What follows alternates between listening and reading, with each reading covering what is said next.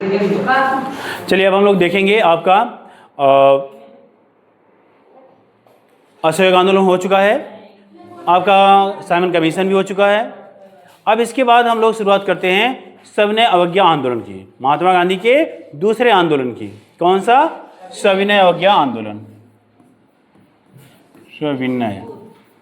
सविनय अवज्ञा आंदोलन अगला है। ये कब हुआ? 1930 ईस्वी में। अब देखिए सविनय अवज्ञा आंदोलन से पहले कुछ घटनाएं घटी हैं। जैसे कि एक आप लोगों को पूछा जाता है कि ये मैप में भी पूछा जाता है, जब मैपिंग होता है तो उसमें भी पूछा जाता है कि लाहौर अधिवेशन कब हुआ था? लाहौर अधिवेशन। कौन? लाहौर अधिवेशन। लाहौर अधिवेशन ये हुआ 1929 ईस्वी में। कहाँ हुआ? लाहौर में हुआ। इसके अध्यक्ष कौन थे? पंडित जवाहर लाल नेहरू। पंडित जवाहरलाल नेहरू इसके अध्यक्ष रहे। किसके? लाहौर अधिवेशन के। इसी अधिवेशन में, इसी लाहौर अधिवेशन में सबसे पहले किसकी मांग हुई थी? स्वराज्य की। किसकी? स्वराज्य की। स्वराज्य सबसे पहले इसकी मांग हुई। कब? लाहौर अधिवेशन 1929 में। यह अधिवेशन दिसंबर में हुआ था, दिसंबर 1929 ईस्वी में। पूर्ण स्वराज, इसे स्वराज्य नहीं, आप पूर्ण स्वराज कैसे हो? उसमें पूर्ण स्वराज हो गया था। स्वराज पहले, पूर्ण स्वराज की मांग की गई। किसकी? पूर्ण स्वराज्य की मांग की गई। और आधी रात को वहां तिरंगा फहराया गया। और उसी दिन से जितनी भी प्रांतीय सरकारें थी कांग्रेस की, सब में 26 जनवरी को, कब? 26 जनवरी स्वतंत्रता दिवस के रूप में मनाने का ऐलान किया गया। स्वतंत्रता दिवस के रूप में। कब? 26 जनवरी 1930 को। 1929 है। यानी जब ये अधिवेशन हुआ था, उसी अधिवेशन में ये कहा गया कि इस दिन को 26 जनवरी को क्या मनाया जाएगा? स्वतंत्रता दिवस के रूप में मनाया जाएगा। आगे चल करके यही 26 जनवरी को जब संविधान लागू हुआ तो इस 26 जनवरी को स्वतंत्रता दिवस के नाम पर क्या हो गया? गणतंत्र दिवस के रूप में मनाया। किसके रूप में मनाया जाने लगा? गणतंत्र, इसके रूप में मनाया जाने लगा। अब यहां पे इतना होने के बाद महात्मा गांधी ने अंग्रेजों से 11 सूत्री मांग रखी। क्या रखी? 11 सूत्री मांग। किसके द्वारा रखी गई? महात्मा गांधी के द्वारा रखी गई 11 सूत्री मांग। हाँ, अर्थात 11 पॉइंट थे इसमें जो महात्मा गांधी द्वारा अंग्रेजों के सामने रखे गए। उनमें से क्या था? जैसे कि पहला, सेना पे के व्यय में 50% की कटौती। क्या हो जाए? पहला उन्होंने कहा सेना के व्यय में कितने? 50% की कटौती की जाए। कितने की जाए? 50% की कटौती की जाए। जो सिविल सेवक हैं, सिविल सेवक, इनके वेतन में भी, किसमें? वेतन, सेवक के वेतन में कितने की? 50% की कटौती की जाए। इनके वेतन में भी कटौती की जाए। फिर इसके बाद जो राजस्व था उसमें भी 50%, राजस्व में, इसमें भी 50% की कटौती की जाए। किसमें? राजस्व। राजस्व मतलब जो कर लेते थे अंग्रेज, कहा कि कर बहुत ज़्यादा है, इससे 50% की कटौती की जाए। जो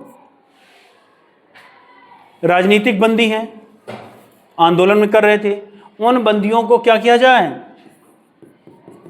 बंदियों को रिहा किया जाए। क्या किया जाए? रिहा किया जाए।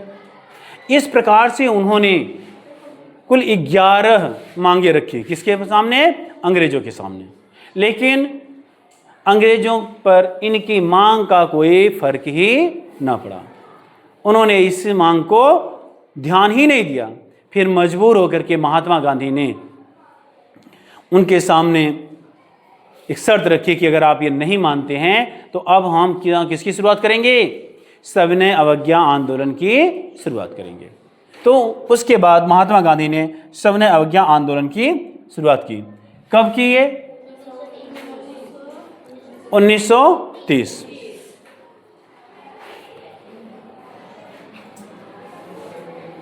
12 मार्च 1930। कब? 12 मार्च 1930। सविनय अवज्ञा आंदोलन में महात्मा गांधी साबरमती आश्रम से, कहां से? साबरमती आश्रम,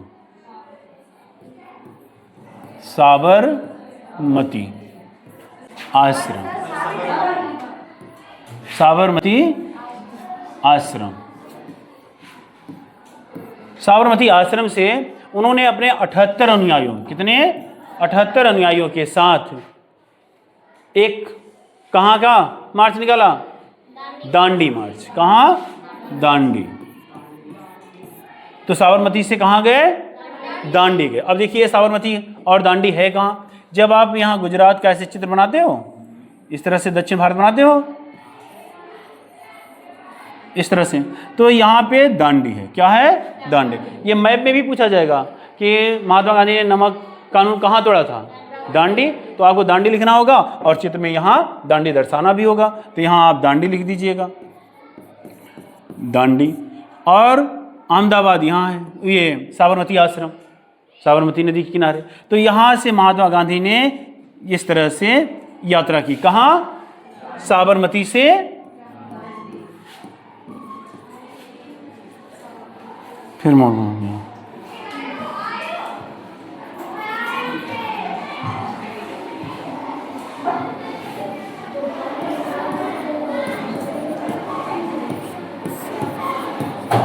साबरमती आश्रम से महात्मा गांधी ने किसकी यात्रा की? दांडी की यात्रा की। कितने लोग थे इसमें? 78 थे। अब यहां दांडी पहुंचे कब थे वो? 6, बताइए, 6 अप्रैल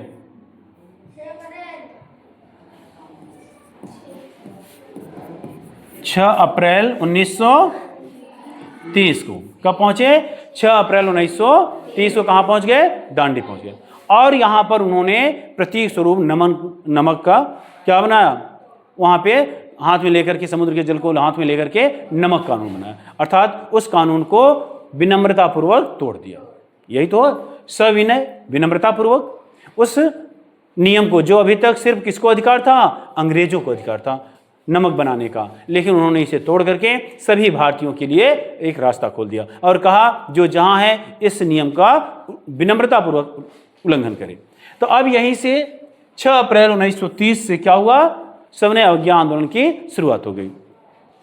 अब इसमें कई कार्यक्रम निर्धारित किए गए। अच्छा, कार्यक्रम से पहले जैसे महात्मा गांधी ने ये दांडी मार्च किया था, वैसे ही दक्षिण भारत में एक नाम है इनका, राजगोपालाचारी। कौन? राजगोपालाचारी। हाँ, इन्होंने भी दक्षिण भारत में, हाँ,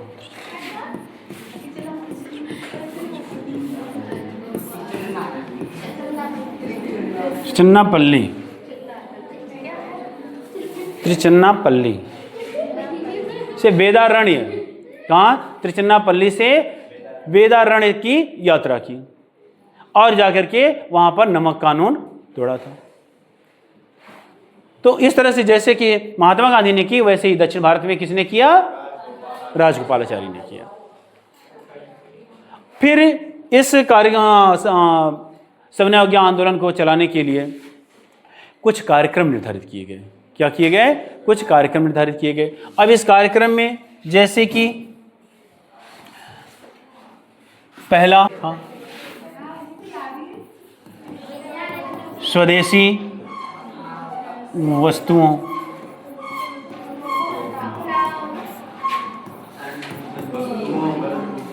वस्तुओं है अपनाना। इसके बाद दूसरा, विदेशी वस्त्रों की होलिका जलाना। विदेशी वस्त्रों की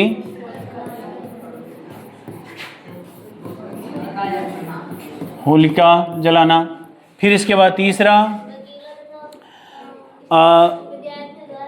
सरकारी संस्थाओं का विरोध वकीलों और विद्यार्थियों द्वारा। वकीलों और विद्यार्थियों द्वारा, विद्यार्थियों द्वारा सरकारी संस्थाओं का विरोध करना। अगला, कर न देना। क्या? कर न देना। महिलाओं द्वारा शराब की दुकानों पर, शराब की दुकानों पर धरना प्रदर्शन। इस तरह से कई कार्यक्रम निर्धारित किए गए, किसके लिए? सविनय अवज्ञा आंदोलन चलाने के लिए। अब देखते ही देखते संपूर्ण भारत में सविनय अवज्ञा आंदोलन की शुरुआत हो गई। जैसे कि महात्मा गांधी दांडी में थे, फिर वहाँ नमक कानून तोड़ा, फिर उसके बाद धरसना की तरफ बढ़े। यहाँ पर उन्होंने नमक कानून तोड़ने का प्रयास किया, बहुत बड़ा यहाँ पे आंदोलन खड़ा किया। फिर दक्षिण में आप देख रहे हैं कि राजगोपालाचारी ने किया। यहाँ बिहार, कहाँ? बिहार और पश्चिम बंगाल, बिहार और पश्चिम बंगाल में कर न देने का कार्यक्रम चलाया गया था। क्या हुआ था? कर न देने का कार्यक्रम चलाया गया था। इस प्रकार से पूरे भारत में ऐसे आंदोलन होने लगे। गांव देहातों में भी ये आंदोलन शुरू हो गए, विनम्रतापूर्वक उसको कानून का उल्लंघन करना। अब इस बढ़ते हुए आंदोलन से अंग्रेजी सरकार चिंतित हो उठी। क्या हो उठी? चिंतित हो उठी, और उसे लगने लगा कि यार किसी तरह यह आंदोलन सीमित हो जाए या शांति स्थापित हो जाए। इसके लिए उन लोगों ने गोलमेज सम्मेलन का आयोजन किया, क्योंकि इसी आंदोलन के समय जो साइमन कमीशन की रिपोर्ट थी वो आ गई थी, और उसमें कहा गया था कि गोलमेज सम्मेलन का आयोजन किया जाएगा, जिसमें सभी भारतीयों को वहां बुला करके इनके उस पे स्वराज्य पर विचार किया जाएगा। तो उसी लिए उन लोगों ने किसका आयोजन किया? गोलमेज सम्मेलन का आयोजन। गोलमेज सम्मेलन 3 आयोजित किए गए। कितने आयोजित किए गए? 3 आयोजित किए। प्रथम गोलमेज सम्मेलन में कांग्रेस ने भाग ही नहीं लिया। द्वितीय गोलमेज सम्मेलन जब हुआ 1931 ईस्वी, कब हुआ? 1931 ईस्वी। अच्छा, 31 ईस्वी में ही गोलमेज सम्मेलन से पहले गांधी इरविन समझौता हुआ। कब हुआ? गांधी इरविन समझौता। गांधी इरविन समझौता, गांधी इरविन समझौता, समझौता, गांधी इरविन समझौता कब हुआ? 5 मार्च 1931 ईस्वी, 5 मार्च 1931 ईस्वी को यह समझौता हुआ। अब इस समझौते के तहत, इस समझौते की सारी शर्तें इरविन ने बनाई थी। इरविन उस समय के तत्कालीन गवर्नर जनरल थे। क्या थे? इनका नाम है लॉर्ड इरविन। ये उस समय के तत्कालीन गवर्नर जनरल, भारत के गवर्नर जनरल थे। तो इन्होंने शर्तें बनाई। इस शर्तों में कई बातें रखी गई, जैसे कि राजनीतिक कैदियों को छोड़ दिया जाएगा। क्या कर दिया जाएगा? राजनीतिक कैदियों को छोड़ दिया जाएगा। जो राजनीतिक हैं, राजनीतिक कैदी, इनको क्या कर दिया जाएगा? छोड़ दिया जाएगा। और जिनकी संपत्ति कुर्क की गई है उसको वापस कर दिया जाएगा। महात्मा गांधी सविनय अवज्ञा आंदोलन को बंद कर देंगे। क्या कर देंगे? सविनय अवज्ञा आंदोलन को बंद कर देंगे। सविनय अवज्ञा आंदोलन को क्या करेंगे? स्थगित कर देंगे। बंद मतलब स्थगित कर देंगे। और एक चीज और, महिलाओं या भारतीयों द्वारा शराब की दुकानों पर शांतिपूर्ण तरीके से धरना प्रदर्शन कर सकते हैं, यह भी उसमें कहा गया। फिर इरविन ने अगला जो शर्त रखी उसमें यह कहा गया कि कांग्रेस द्वितीय गोलमेज सम्मेलन में भाग लेगी और उसमें महात्मा गांधी प्रतिनिधि बनकर जाएंगे। कौन जाएगा? महात्मा गांधी प्रतिनिधि बनकर। तो इस तरह से गांधी इरविन समझौते में कई शर्तें रखी गई और इसे मान लिया गया। कुछ उस समय तत्कालीन नेताओं ने इसका विरोध भी किया, लेकिन कोई फर्क नहीं। महात्मा गांधी कहाँ गए? लंदन गए। लंदन किसमें? द्वितीय गोलमेज सम्मेलन में भाग लेने के लिए। कहाँ? द्वितीय गोलमेज सम्मेलन में भाग लेने के लिए। द्वितीय गोलमेज सम्मेलन, द्वितीय गोलमेज सम्मेलन में भाग लेने के लिए महात्मा गांधी कहाँ पहुंच गए? इंग्लैंड पहुंच गए। यहां पर Saint James Palace, Saint James Palace, Saint James Palace, यहीं पे द्वितीय गोलमेज सम्मेलन का आयोजन हुआ और इसकी शुरुआत किसने की? वहाँ के सम्राट जॉर्ज पंचम, उन्होंने इसका उद्घाटन किया था। लेकिन यहाँ पर कोई बात बनी नहीं और महात्मा गांधी वापस आने के बाद यहाँ पर उन्होंने कहा, जब मुंबई बंदरगाह पर उन्होंने उतरे यहाँ मुंबई, तो उन्होंने कहा कि हम खाली हाथ लौटे हैं लेकिन भारत माता का सर झुकने नहीं दिया। वहाँ कुछ नहीं मिला था उन्हें, कोई जिस पर बात करना था उस पर बात भी नहीं हुई और चले आए। अब यहाँ जब आए तो यहाँ इरविन अब यहाँ से जा चुके थे, उनके स्थान पर दूसरा गवर्नर जनरल आ गया था। तो वो यहाँ पर उस सविनय अवज्ञा आंदोलन को एकदम पूरी तरह कुचल डाला था। सख्तियाँ की गई थी और लोगों को पकड़ कर जेलों में डाल दिया गया। आवाज़ नहीं गुड़िया। और जब जेल में डाल दिया गया तो गांधी जी लौट कर आए, देखे कि यहाँ बहुत अत्याचार कर रहे हैं अंग्रेज। तो फिर से उन्होंने 1932 में क्या किया? 1932 में फिर से इसे चालू कर दिया। किसको? सविनय अवज्ञा आंदोलन को फिर से शुरू कर दिया।